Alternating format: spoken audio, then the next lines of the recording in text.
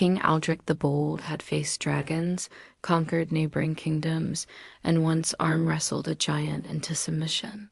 But nothing, absolutely nothing, had prepared him for this particular Tuesday morning in his dungeon cell. "Rise and shine, your former majesty." The voice belonged to Madame Zalara, court witch of the Valyrian Empire, whose hot pink robes clashed magnificently with her lime green hair. She carried what appeared to be a glowing makeup compact and wore a grin that could only be described as dangerously enthusiastic. Aldrich, still wearing his battle-torn royal armor minus the crown, obviously, glared from behind iron bars. "If you're here to execute me, witch, just get on with it. I won't beg." "Execute you?" Zalara cackled, pulling out a jeweled mirror. "Oh, my dear man, we have something much more entertaining planned. You see, our King Magnus has a particular requirement for his royal bride." "Bride?" Aldrich's eye twitched. "What does your king's marriage prospects have to do with everything?" Zalara interrupted with theatrical flair, striking a pose that would make any magical girl anime proud. King Magnus specifically requested a blonde, gorgeous queen to rule beside him. Unfortunately, all the available princesses are either brunette, red-headed, or related to him. Quite the predicament. Aldrich blinked slowly. "You can't possibly be suggesting—" "Oh, but I am. Thanks to my latest breakthrough in transformation magic, we can solve two problems at once. Magnus gets his perfect queen, and you get to live. Everybody wins. I'd rather die." "Nonsense. Do you have any idea how much royal skincare costs these days? You'll be getting the premium treatment." Before Aldrich could protest further, Zalara began chanting in what sounded suspiciously like a mix of ancient mystical language and a beauty commercial jingle. Sparkle's actual, honest-to-goodness sparkles began swirling around the dungeon cell. "Wait, lie, IT." Aldrich's deep, commanding voice cracked mid-sentence, rising in pitch like a teenager hitting puberty in reverse. The transformation hit him like a fabulous freight train. His broad shoulders narrowed with a soft pop, his muscular frame reshaping itself with all the subtlety of a magical makeover montage.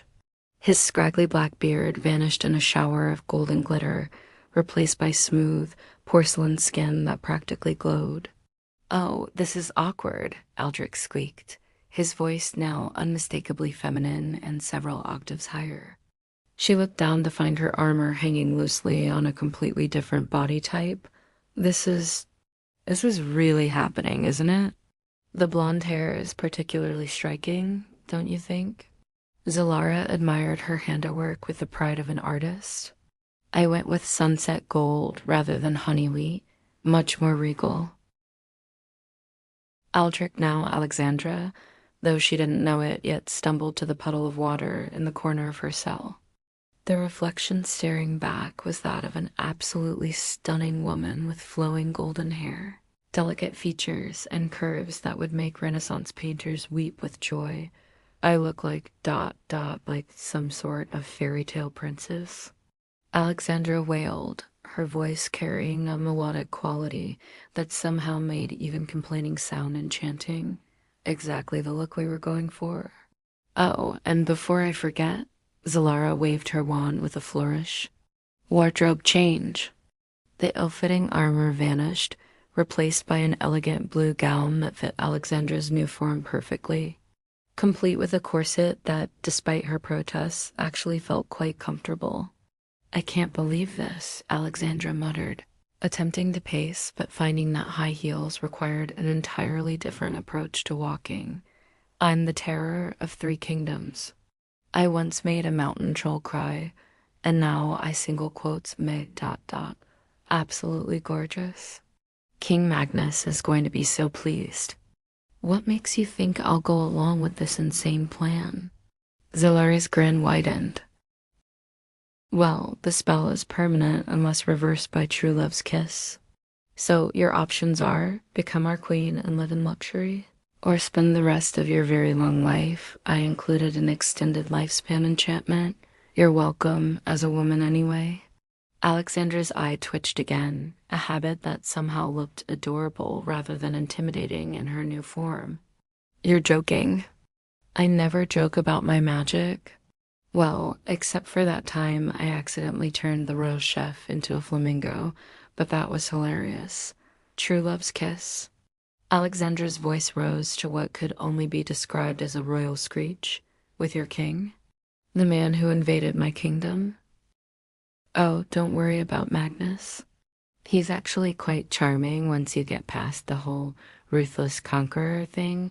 Very good with children and small animals. Plus, he makes an excellent souffle. Alexandra slumped against the cell wall, her elaborate gown pulling around her dramatically. This cannot be my life now. Look at it this way, Zalara said, conjuring a floating tea service because apparently even magical kidnapping required proper refreshments. You've gone from captured enemy king facing execution to potential queen of the most powerful empire in the realm. That's quite the promotion. I don't want to be queen of anything. I want my kingdom back. I want my beard back. I want my voice to not sound like I've been breathing helium. Your voice is lovely, very soprano. You could probably sing opera. I don't want to sing opera. The cell door creaked open and a figure stepped inside. King Magnus of Valeria was not what Alexandra had expected. Tall and surprisingly handsome, with kind eyes and only a moderately intimidating crown, he looked more like a fairy tale prince than a ruthless invader. Ah, Zalara, is this? Magnus stopped mid-sentence, staring at Alexandra with undisguised amazement. Oh my. Isn't she perfect? Zalara beamed. I call her Alexandra. Get it? Like Alexander, but feminine. That's actually my name, Alexandra admitted weakly. Magnus approached slowly, as if afraid she might disappear. My lady you are? Absolutely radiant. But those eyes ... double quotes, he paused, studying her face intently. There's something familiar about them, something fierce and proud. Alexandra's heart did something weird and fluttery, which she absolutely blamed on the magic. Look, Your Majesty, I need to tell you something important about who I really... Marriage preparations? Zalara announced loudly, drowning out Alexandra's confession. I'll go inform the wedding planner.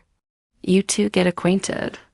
She vanished in a puff of sparkles that smelled suspiciously like cotton candy. Magnus and Alexandra stared at each other in awkward silence. So, Magnus said finally, this is strange. You have no idea, Alexandra muttered. And that, dear readers, was how the most feared warrior king in the land found himself planning a wedding to his own worst enemy, who also happened to be himself, magically speaking. The wedding was scheduled for Friday.